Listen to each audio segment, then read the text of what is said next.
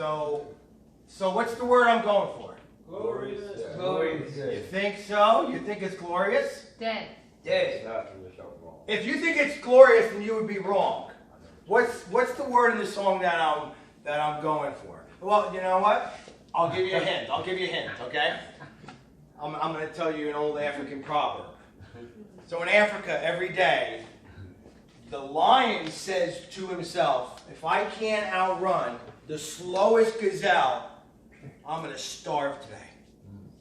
Every day in Africa, the gazelle says to himself, if I can't outrun the fastest lion, I'm going to be somebody's lunch meat today. So at the end of the day, it doesn't matter whether you're a lion or a gazelle. When the sun comes up, you better be running. Run.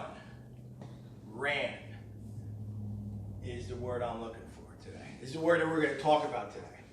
There's this line in this song, man, that says, I ran out of the grave. You know? I didn't limp out of the grave. I didn't walk out of the grave. I didn't go 2 steps forward. I ran, when Jesus came, I ran out of that grave. Like, what is Lazarus? You know Lazarus, man, the story man of Lazarus, he was dead, and Jesus comes up, and he comes into the village, and he says, Lazarus, come forth. And then this guy comes out, and he's wrapped in linens, and his face is wrapped in a cloth. And then Jesus says, I love what Jesus said. He said, take off those grave clothes for him.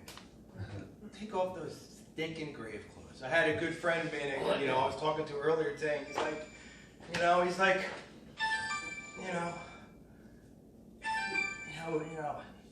like, what am I doing?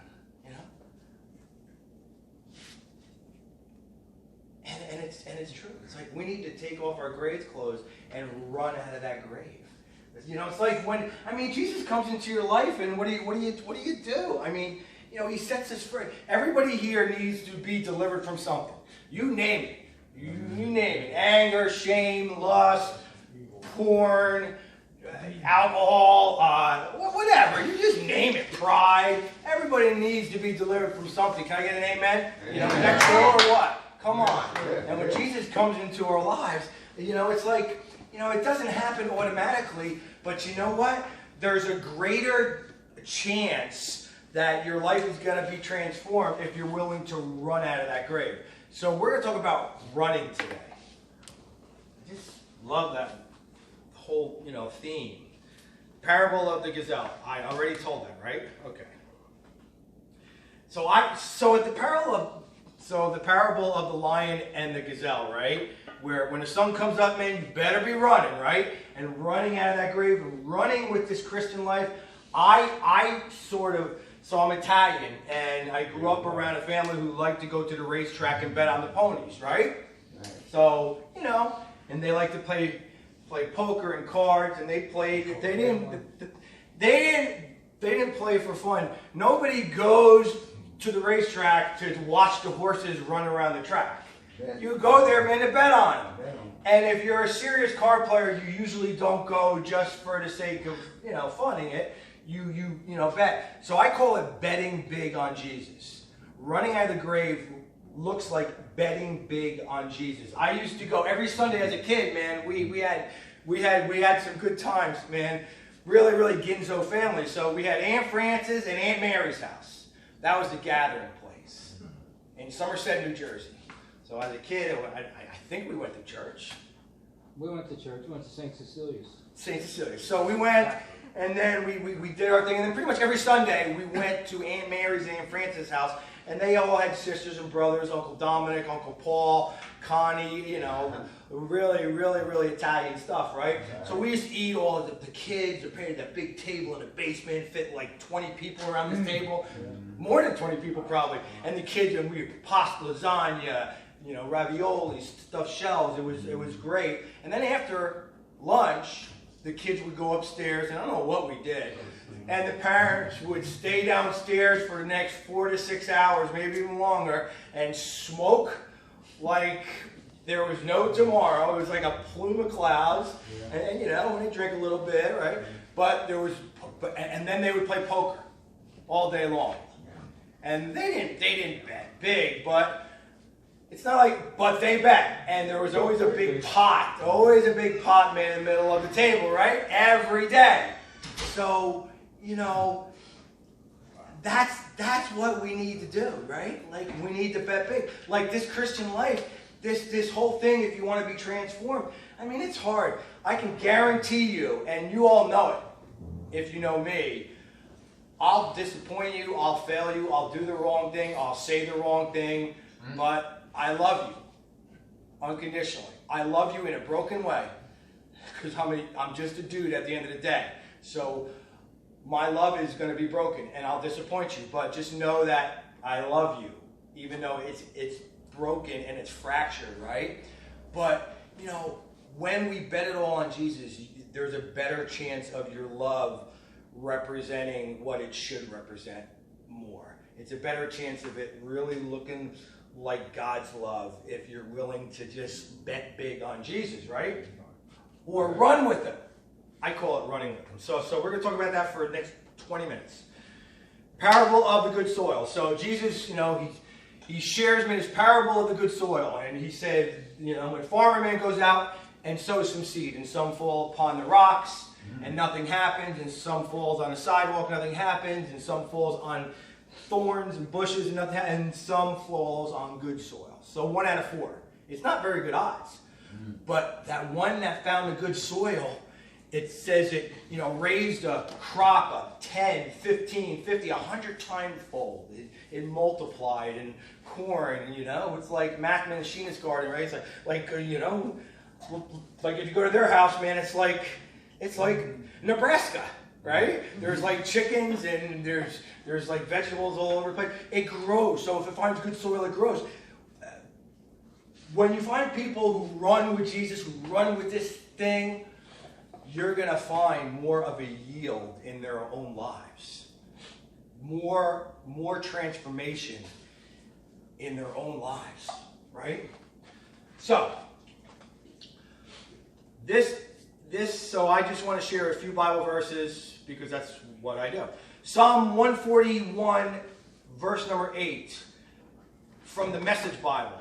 But God, Lord, I only have eyes for you, since I run for dear life for you. Lord, take good care of me. Psalm 119, in verse number 32, I will run in the way of your commandments when you enlarge my heart. Paul reminds the church at Galatia, in chapter 5, he said, what happened, guys? And this is in verse number 7. He said, what happened? You were running the race well. Who has interfered or prevented you from obeying the truth? But my favorite one is found in Hebrews chapter 12, in verse number 1. This is what the Apostle Paul says. He says, therefore, since we have such a great cloud of witnesses surrounding us, let us lay aside every encumbrance and the sin which so easily entangles us, and let us run with endurance the race that is marked out for us. Run with endurance. So he's saying, so what entangles your lives, right? I mean, what is it, man? I mean, what entangles me? Is it anxiety? Is it pride? Is it ego? Is it conceit? What are the things that you're wrapped up in? All of the issues of life. What is it in your life? I don't know. What entangles you? You want to get untangled? You got to start running the race. Run the race. Fix your eyes on Jesus. I mean, that's what it says. Run the race. It's the way to get untangled. Don't limp out of the gates. Don't walk out of the gates. Be willing to run with this thing. It makes all the difference in the world. So 3 qualities of a good runner. A good runner are what? So one quality of a good runner. Go. Stamina. Yeah, one quality of a good runner. Skill. Skill. Quality of a good runner. Commitment. Commitment. Who else? One more. Yes, Debbie. Focus. Determined. Yeah. Focus and determination. Yeah. So I got 3 qualities, and they're all in the same family. Tenacity. Tenacity. Any good runner is going to be tenacious. It's like Daniel in the Bible. They were conquered by the Babylonians. Their country was completely taken over. He was a teenager, and they wanted him to, eat the king's meat and drink the, wine, and he determined himself in the mind. The Bible says he determined in his mind not to partake of the king's food and the king's drink. Like, he made up his mind. That's it. He was tenacious. Lion's Den. What happened there? If you don't, anybody that does not pray to you, Nebuchadnezzar, will be thrown into the lion's den. And when Daniel found out about that law, the first thing he did was go home and get on his knees and begin to pray. He didn't care. He was tenacious.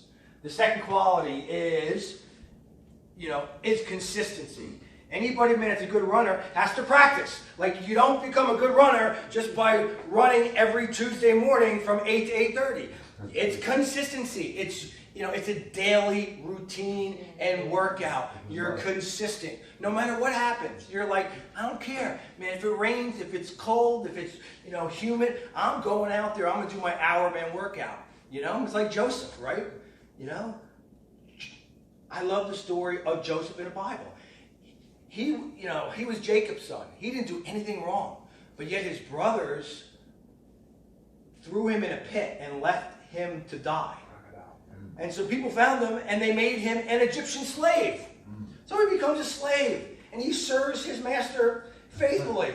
And then he gets thrown in prison because his master's wife, accused him of raping her because he didn't want to sleep with her, and she wanted to sleep with him, so she accused him of raping her, and he got thrown in prison for that. And then some guys, in prison had a dream. And Joseph had the gift of interpreting dreams. So he said, okay, I'm going to interpret your dreams, but when you get out, remember me and let Pharaoh know that I'm here and I didn't do anything wrong. He interpreted their dreams, and they told Pharaoh, and they forgot to mention Joseph. And he stayed 2 more years in prison. And he didn't do nothing, but yet he was consistently faithful to a God. So consistency is the mark of a good runner. And the third one I have is fatigue resistance. Fatigue resistance. Resilience. Fatigue resistance. It's like the Apostle Paul. Read the book of 1 Corinthians. He outlines that, hey, I've been shipwrecked, I've been stoned, I've been beaten, I've been left for dead, I'm in danger from robbers and rivers and bandits, this and that. But I keep pressing on.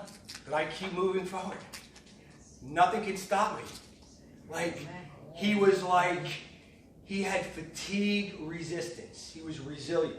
Those are the 3 really, really good qualities, or if you want to run with Jesus. I'm telling you the truth. If you want to grow in your character, and if you want to grow fruit in your life, and if you want internal transformation of your thought life, of your heart, of the habits, of the vices, of your hang-ups, then you got to run with this thing, man. You got to make a decision. I am all in on this Christian thing, on Jesus Christ. I am all in. I am all in. I will not let anything deter me. I'm not 1/8 in. I'm all in. You got to run with it. And even when you run with it, life is going to kick you in the gut, right? And you're going to get, and you're going to get discouraged or frustrated.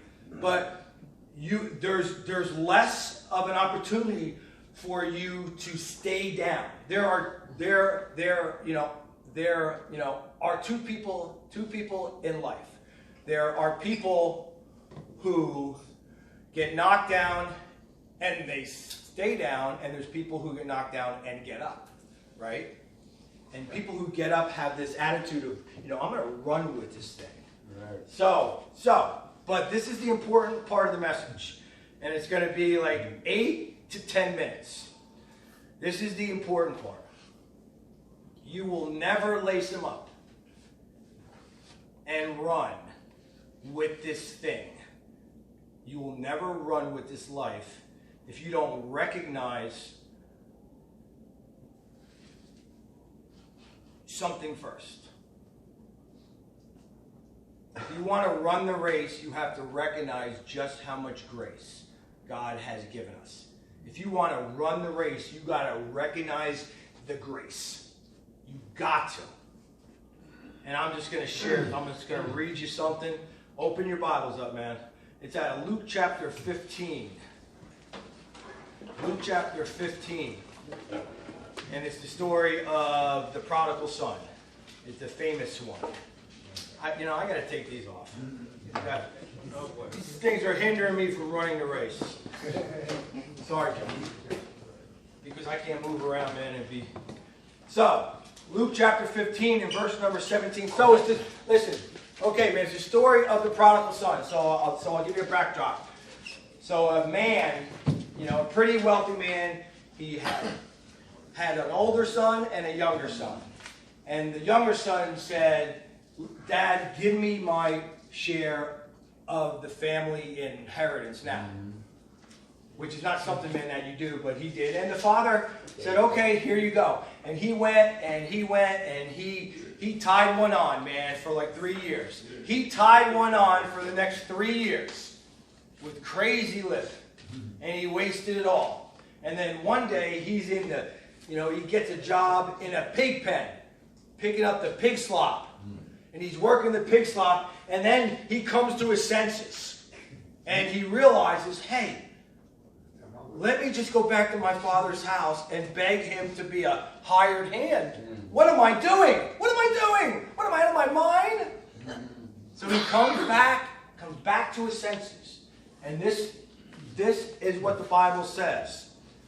And I'm going to read here from Luke chapter 15, verses 17 through 24. And this is, all right. Okay, just got to get it on my phone. Because my printer's not working. It is, you just don't know. It is. I just don't know how to work it. It just doesn't like it. I don't know. Maybe you're right. Luke chapter 15. I think I was reading from so it's the NIV version that I'm going to be reading from. I'm going to be picking it up in verse number 17. When he came to his senses, he said to himself, how many of my father's hired hands have food to spare? And here I am starving to death. I will set out, go back to my father, and say to him, Father, I've sinned against heaven and against you. I'm no longer worthy to be called your son. Make me like one of your hired servants. So he got up and went to his father. While he was still a long way off, his father saw him and was filled with compassion for him. He ran to his son and he threw his arms around him and he kissed him. And the son said, Father, I've sinned against heaven and against you. I'm no longer worthy to be called your son. But the father said to his servants, quick, bring the best robe and put it on him. Put a ring on his finger and sandals on his feet. Bring the fatted calf and kill it. Let's have a feast and celebrate. For this son of mine was dead and is alive again. He was lost and is found. So they began to celebrate. This is what I call scandalous grace. Scandalous means shocking, outrageous. This is shocking behavior. Do you know that this is shocking behavior? This is outrageous. And you got to get a hold of this if you want to run with this life. And bet it all, you got to get a hold of this scandalous grace first. You got to realize this. So in verse number 17, man, the son says to himself, he says this. He says, when he came to his senses, he said, how many of my father's hired servants have food to spare?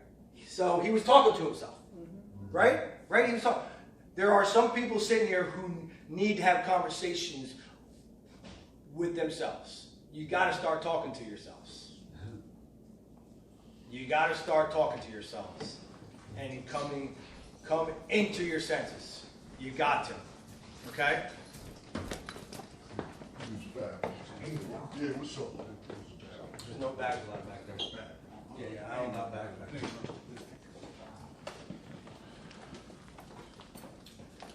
Scandalous. You know what? So there are some people here, man, that got to start saying to themselves, man, I got to get back home. I got to get back home. Or get back on track. I got to get home. You know? What am I doing? What am I doing here? I got to get back in the house. I got to get back in the house. I'm lost. I'm dead. I'm sitting here in a pig pen. I got to get back in the house. So in verse number 18, he begins to plot out his plan. He begins planning it. He begins planning what he's going to say. He says, I'll set out and I'll go back to my dad and I'll say to him, Father, I've sinned against heaven and against you. I'm no longer worthy to be called your son. Make me like one of your hired servants. So he begins to plan it out, right? What he's going to say to his father to get back into his good graces. He begins to plan it out. How am I going to get back in the house? You know, I'll tell Dad, hey, I'll be like one of your hired, hands. And in verse number 20, this is where it starts to get out of control. Out of control. This is where it starts to get outrageous. So in verse 20 it says, while he was a long way off, his father saw him and was filled with compassion for him. He ran to his son. He threw his arms around him and began to kiss him. So do you know that while he was still a long way off, man, the father found him, right? Right. Why do you think that? I don't think the father ever took his eye off. Okay. So the Bible says that while he was still a long way off, he saw him. So in that day, if you had asked for your father's money, and if you went away and misused it on loose living, and then came back to the village, you could have been stoned and attacked and hurt really bad. Because everybody knew that he went and he was playing the fool for a few years. And if he came back to the village, he could have been attacked and hurt viciously.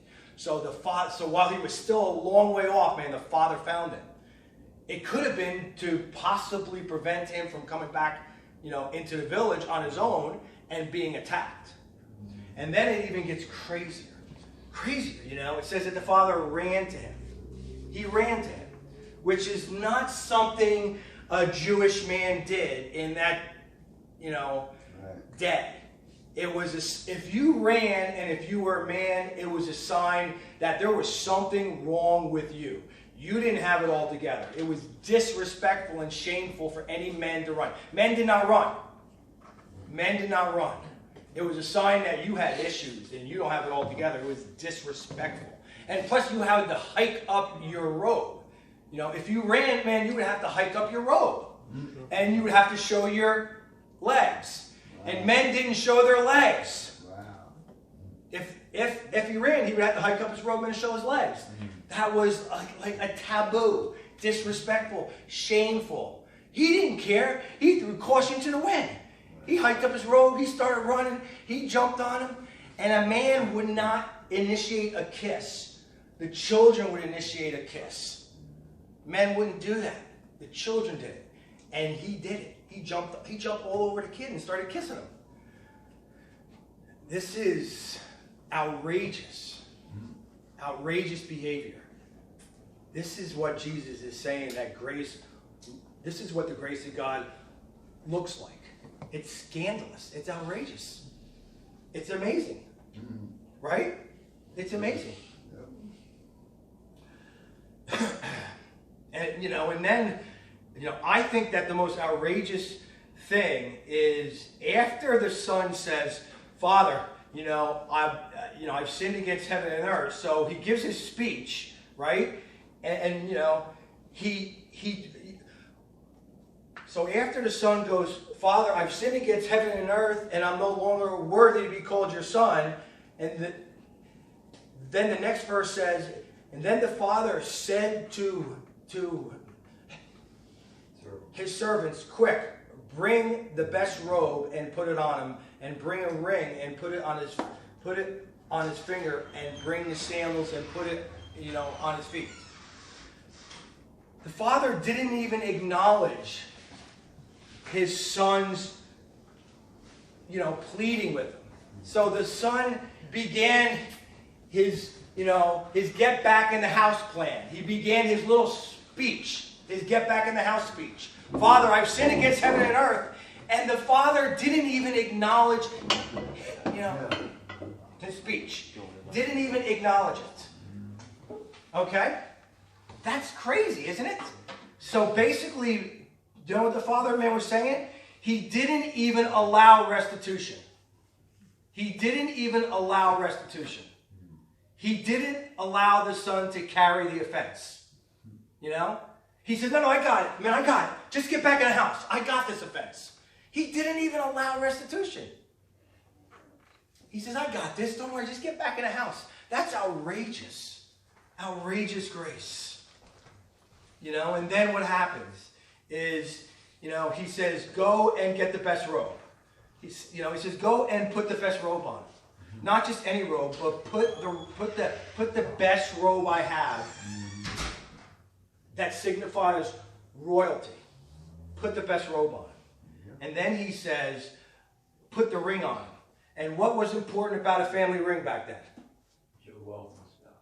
It showed wealth. What was important about the family ring? Go along. Okay? So if you had the family ring, you had all of the authority of the father. You had his name. You represented him. But it also, it gave you access to everything that the father had. So it was like a credit card. You had access to everything that the father had. So he put the family ring back on his finger. He had access to everything that belonged to his father without making any restitution. That's crazy. That's grace. That's outrageous grace. He says, I got this. I'll carry this. Just get back in the house. And the last thing I want to share is, in verse number 24. It's an amazing thought. In verse number 24, it says, so he says, bring the fatted calf and kill it. Okay? Let's have a feast and let's celebrate. For this son of mine was dead and is alive again. He was lost and is found. So they began to celebrate. So, have you ever thought that, God is excited about saving you? Yeah. Like it excites him. He celebrates that. He delights in that and gets excited about that. It's crazy. It's a crazy thought that God would celebrate you and get excited about you without you making any restitution, or carrying that offense. He just puts the ring. He says, go, let's have some steak and give him the best robe. And he begins to sing and dance and he's excited about you. That's outrageous grace. Outrageous grace. So if you want to run with this life, you got to recognize just how much grace you have been given. You got to. Because if you don't, you're never going to be a good runner. You're, always going to just limp through this thing. And I want to invest in people's lives who want to run with this thing. I'm telling you right now. Because I want to run with this thing. And it's hard enough out there. It's hard enough out there to live in a way that honors God. And, right? It's hard. It's hard. Life is hard. And, the only way to do it is to have a mindset. All chips in. All chips in. Right? I mean, I think I'm right. I think I'm on something. So, I want you to ask yourself, what is it going to take for you to change your mindset and to run with this thing and not to allow anything to entangle you and to interfere with you saying, that's it, all chips in on Jesus. Amen. What is it?